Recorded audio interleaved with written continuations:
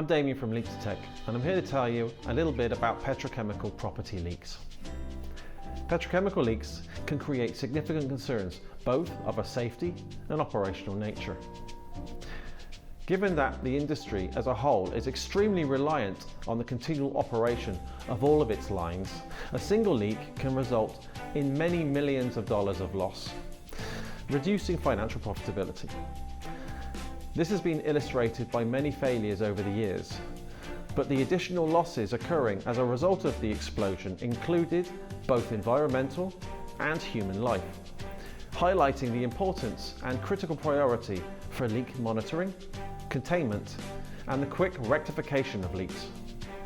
Leakages of any description, whether found by LeakDtech in holding tanks, molecular sieve towers, infrastructure like pipes, valves, or any underground leaks, the safety risks could not be higher.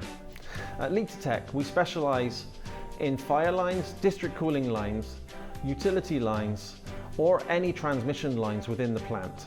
Click on the link below to see how LeakDtech can help you with your petrochemical leak.